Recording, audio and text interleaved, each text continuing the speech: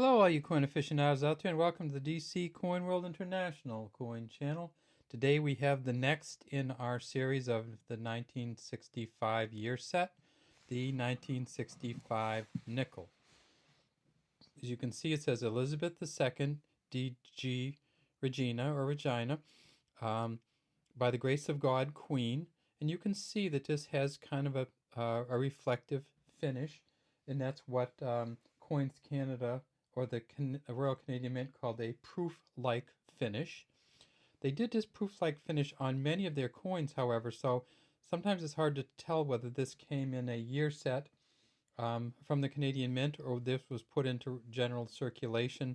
This one here, I believe, came in a year set. It has a little bit more of a sheen or shine. Regardless, it's going to be seen as probably almost uncirculated, which makes it worth a lot more than a nickel. May make it worth almost as much as $1.50. We got this year set from Twin City Coins in Biddeford, Maine, and they've been kind enough to let us borrow some coins from them to use for our videos. Often we just use videos we find in pocket change or we get from friends or find in collections.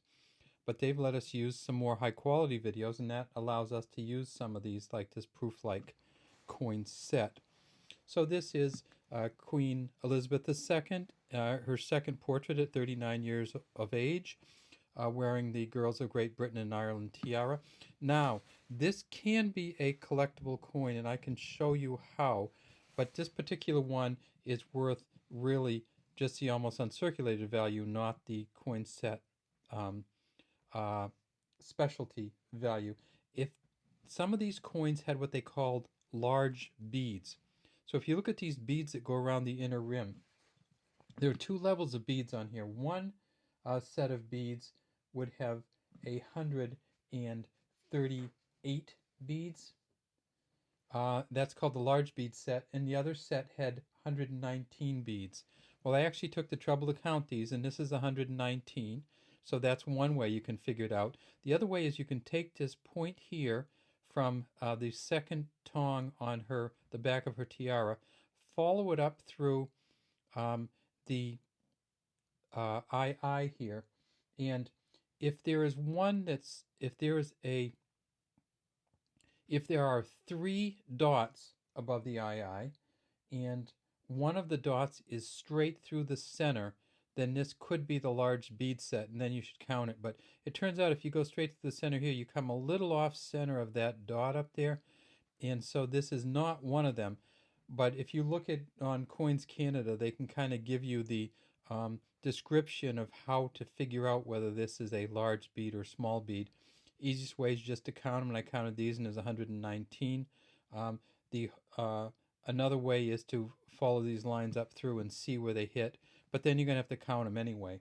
If you get 138 beads, you have a very, very, very valuable nickel, probably worth $2,000 or more, probably at least $1,500 uncirculated. We don't have that here, but make sure you look at the beads on these if you're collecting the 1965 nickels. This nickel here is made of nickel. It's 4.54 grams. There were 85 million of these. So this is the first year of this particular set. They changed the shape a little bit in 1965. So this went from 1965 to 1981. So what they did was produced a bunch of them in 1965 because it was kind of, quote, a new issue. And that's why we have 85 million of them out there. If we tip it over and look at the back, we see the familiar George Kruger gray beaver, and we see the KG over here for Kruger gray.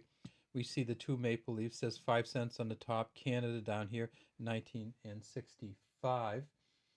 And if we look at the edge, we see that it is a smooth edge to this coin.